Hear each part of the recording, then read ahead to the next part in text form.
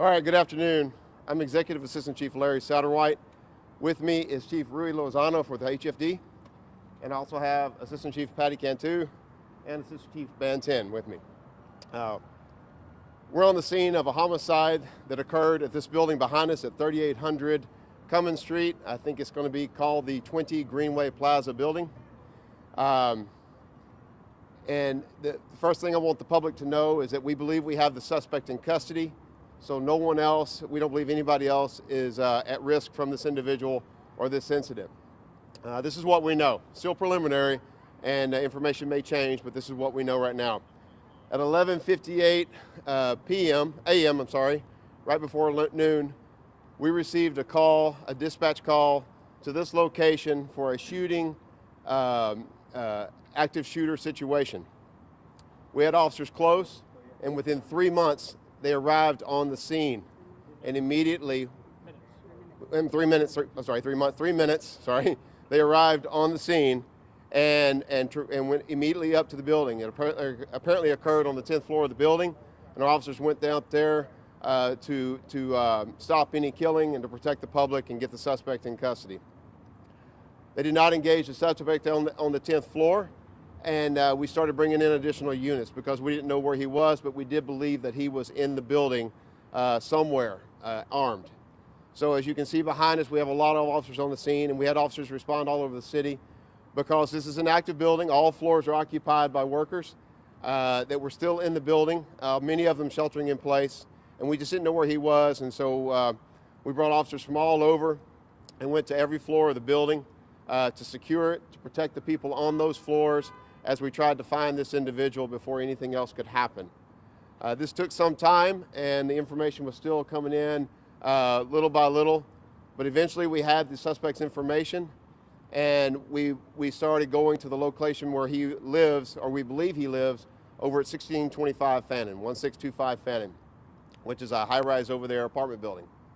It was there at approximately 2 o'clock. Our officers that were on that location did locate the suspect that we were looking for because witnesses here identified him and took him into custody. He was in a vehicle, and they called him out, and he did surrender there.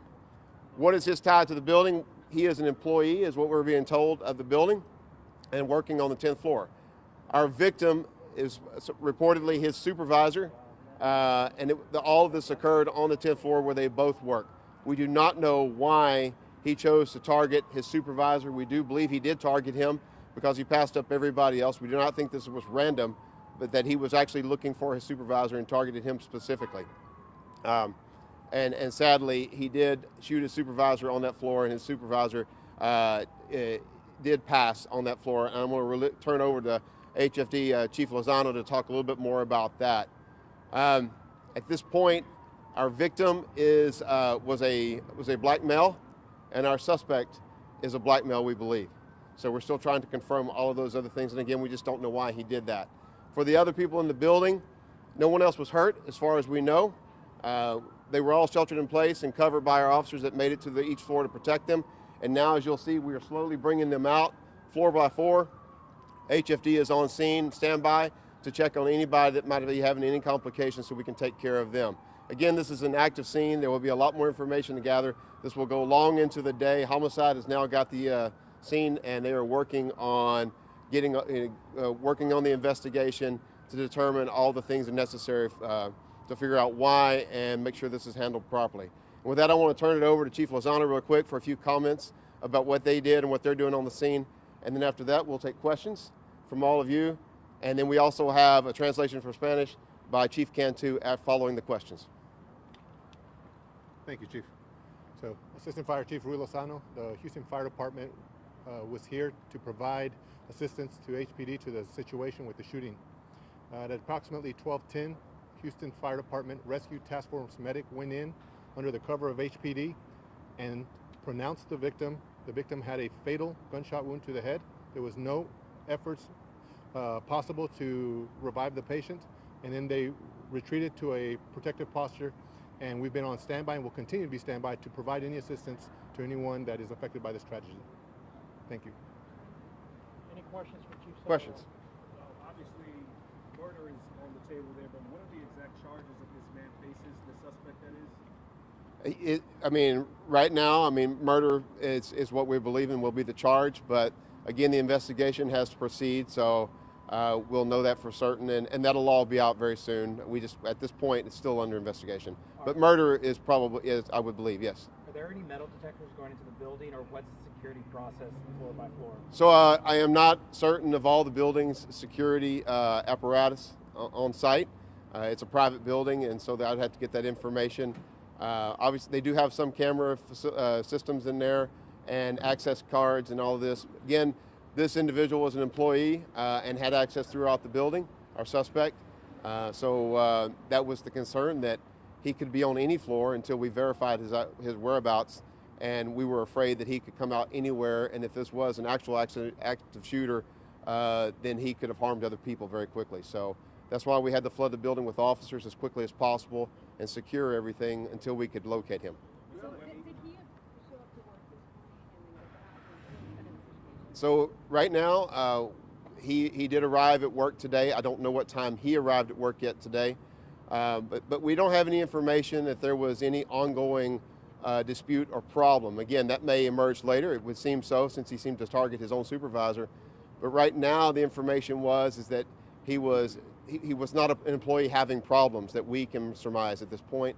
Again, we'll get more information on that. If there was a meeting prior, moments prior? I don't have that information. Nothing's been told to me at that time. Part of the investigation, we will know more later. Do you know the age of the shooter and the victim? We are still working on that because we did take him in custody at what we believe is where he lives, which is over off of Fannin, and there'll be warrants served, and we'll be searching for weapons. I don't have that information at this time. Any age on the victim and the shooter? You know, I don't have that right now, so apologies, but I will get that information for you. How old is that? Again, I have personally not witnessed either one because we've been managing from other places. The suspect was arrested off-site, so I will get all that information. From appearance, I have seen a photo of our suspect, and he appears to be 30s age range. What's the business that takes place on the 10th floor? We heard it's an energy building, also finance. I think like solar panels, I think is a part of the business. Maybe 70% of the business is what I was told. I don't know for a fact. And when you talk to people who left the building, you said just recently there was active shooter training. Do you feel that helped secure people? Absolutely, Can you walk us absolutely, through that? absolutely. Well, so yeah, a lot of private industry, which is what we recommend, are taking the initiative to get their own employees trained in the event, you know, God forbid something like this was to happen in their building. You know, I mean, it's like anything else. In times of crisis, you revert to what you've been trained and what you're thinking about. And in this particular case, if you've had this type of training and prepared for this, if you're mentally prepared for something going on, whether that's an active shooter in a building or just being out and about with your family or loved ones, think through the things you might do and how you can avoid danger. That will certainly protect you. And how many employees would you say were in the same floor? I really don't know. It could be 60 to 100. I really don't know. I don't have the name of the business. I have the name of the building, 20 Greenway Plaza building, which I think carries the address 3800 Cummings. So I'm pretty sure of that. You said you were called here at noon. What time was the suspect detained? 2 o'clock, we had him in custody. So for those 2 hours, your Yes, sir. officers were Yes, canvassing sir. the That's- building? Right. And it just, as you might imagine, it just takes a lot of time until we can locate him. And until we have located him, the threat still exists. Does there appear to be an issue with his mental state, or does this? Are we not there yet? We're not there yet. I mean, all of those things are going to be determined, or they'll be uncovered very shortly. Our homicide team is working on that, and we'll have that information. We just don't have it right now. And as far as when y'all took him into custody, he was peaceful, I suppose, at that point? He did surrender. I wasn't on scene to tell you exactly what his demeanor was. I just know that he surrendered, and no one else was injured.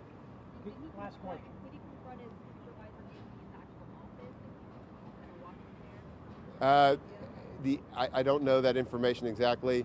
I don't know how quickly he resorted to violence from the time he approached his supervisor. Information, witnesses, more to come.